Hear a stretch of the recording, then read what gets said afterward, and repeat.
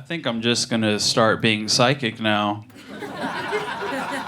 It sounds like, sir, do you work? You're gonna have sex. Give it up for him having sex. Shh.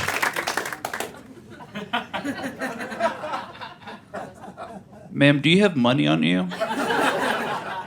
You do? Okay, that's really good. What color is it? It's green? Knew it. You're gonna spend it. Give it up for everybody, please. Hi. Ma'am, do you vote in the elections?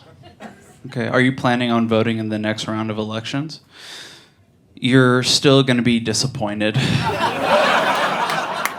Thank you. Give it up for her, please. This has been fun. I really enjoyed everybody that we've seen thus far. It's been like an extremely good show. And I like that the title is like alt comedy. And I've seen a lot of cool comedy.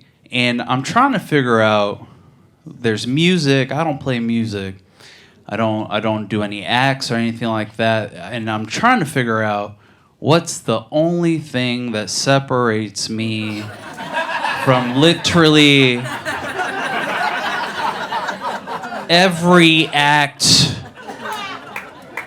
you've seen before and after. I have a pretty good guess. And after me. I guess being from Seattle is just like, they're just like, yeah, well, he's black, but like he's from Seattle, so that's like a whole different kind of thing, you know, like. So that's pretty fun. I am from Seattle, which is like, it's not dangerous. People think it's seagulls carry guns, but besides that, like it's not that crazy.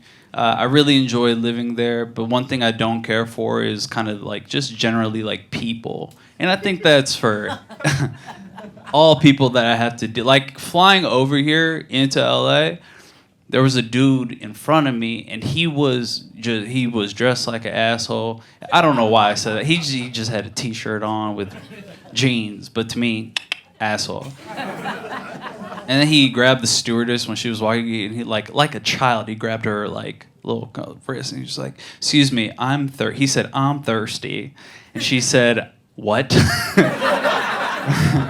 And then he goes, "Do you have any Mountain Dew?"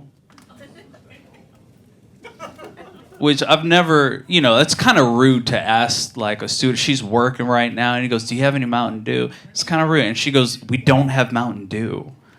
And she almost left, and then he grabbed her wrist again and goes, "How about Mountain Dew Code Red?" And she goes, "We don't have that." And he goes, "Okay, well, I'm kind of hungry. Do you have hot Cheetos?"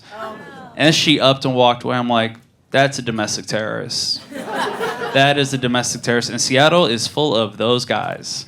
There's one dude I remember, he like asked me for the time, which was like my fault, because I gave it to him.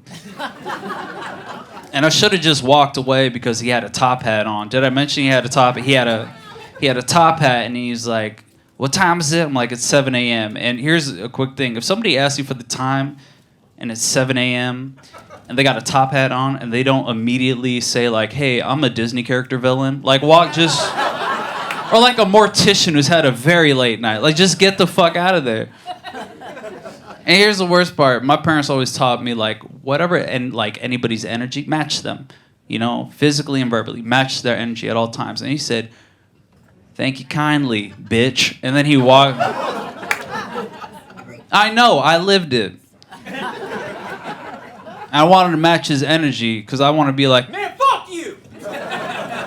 But what, like, physically, I was just like, "Man, fuck you." So. And shut up. And so shut the fuck up. So the thing is, I got 30 seconds. So the thing is, I did want to fight this guy, genuinely, but like, my blood type, you already heard it, I'm bitch. So like, I'm not going to fight this man. And the real reason I like truly did not want to fight him is because like nowadays everybody knows like a martial art, Name a martial art, anybody, name a martial art out there. Krav Maga, sounds delicious. Jiu-jitsu, that's dangerous. I was worried that he might know the most dangerous martial art of all time, which is having a gun.